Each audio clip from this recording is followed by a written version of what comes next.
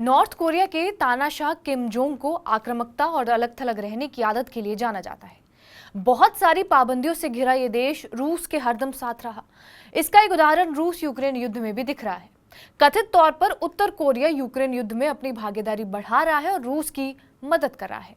दक्षिण Korea agency the war zone की एक रिपोर्ट में यह दावा किया गया है। इसके मुताबिक न सिर्फ उत्तर कोरियाई सैनिक बल्कि बड़े अधिकारी भी युद्ध में मॉस्को की तरफ से काम कर रहे हैं। वो छिपकर नहीं बल्कि अपनी वर्दी के साथ ही जंग में शामिल हो रहे हैं। ये अपनी तरह का एक अलग मामला है। वैसे तो यूक्रेन को भी बहुत से देश मदद कर रहे हैं, उसे हथियार सेना दे रहे हैं, लेकिन ये सब उतना खुलेआम नहीं बल्कि आड़ में हो रहा है। वहीं नॉर्थ कोरिया लगभग खुलकर रूस के पक्ष में दिखाई दे रहा है। क्या ये सिर्फ एक विचारधारा की वजह से है या फिर कुछ और भी है? दोनों के देशों के बीच में कोई बॉन्डिंग बनी हुई है। बात करें रूस और उत्तर कोरिया के बीच संबंधों की जड़ें, तो ये शीत युद्ध के समय पनपी थी, जब तत्कालीन सोवियत संघ ने उत्तर कोरिया को आजादी दिलाने में मदद दी। इसके बाद से इनका रिश्ता गहराता रहा। दोनों के बीच कई कॉमन चीजें हैं। दोनों ही कम्युनिस्ट विचारधारा वाले देश रहे। इस बात ने उन्हें जोड़ने में कुछ वैसा ही काम किया जैसे एक पार्टी को पसंद करने वाले दो आम लोगों के साथ होता है।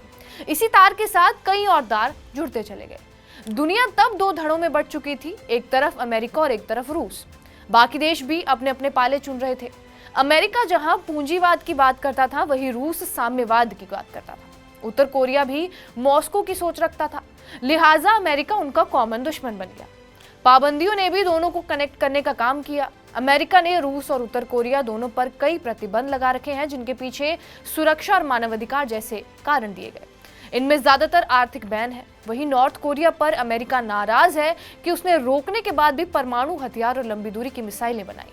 इसी के साथ इस देश पर भी कई आर्थिक और व्यापारिक प्रतिबंध लग गए। इसमें United nation security council, America और यूरोपियन यूनियन की तरफ से लगाए गए सैंक्शंस भी शामिल हैं। इसके तहत बड़े नेताओं, व्यापारियों के अलावा संस्थाओं के असेट फ्रीज करना, ट्रैवल बैन और पाबंदी के साथ साथ आने वाले किसी भी फंड पर रोक लगाना भी शामिल है। इस बीच दोनों ही एक दूसरे की मदद करने लगे। इधर सोवियत संघ में कुछ बदलाव हो ही रहा था कि 90 की शुरुआत में कई हिस्सों में इसके टूटने के बाद वहां के लीडरों ने यह माना कि उन्हें आर्थिक और राजनीतिक स्ट्रक्चर बदलने की जरूरत है। इसके साथ ही रूलिंग कम्युनिस्ट पार्टी टूट गई और कम्युनिज्म की धुन भी हल्की पड़ती चली गई। लेकिन रूस नॉर्थ कोरिया का रिश्ता बना रहा। इसी साल जून में दोनों के बीच एक डिफेंस एग्रीमेंट हुआ, जिसके तहत किसी पर बाहरी आक्रमण हो तो दूसरा देश उसकी सैन्य मदद करेगा। वॉइस ऑफ अमेरिका में छपी रिपोर्ट के मुताबिक शायद ये वही समझौता है जिसकी वजह से उत्तर कोरिया की रूस यूक्रेन युद्ध में इतनी ज्यादा मौजूदगी दिख रही है। बहरहाल, आपका इस वीडियो पर क्या कुछ कहना है, हमें कमेंट बॉक्स में जरूर बताएं। बाकी देश और दुनिया की तमाम बड़ी खबरों के लिए बने रहे हमारे साथ TV9 डिजिटल पर।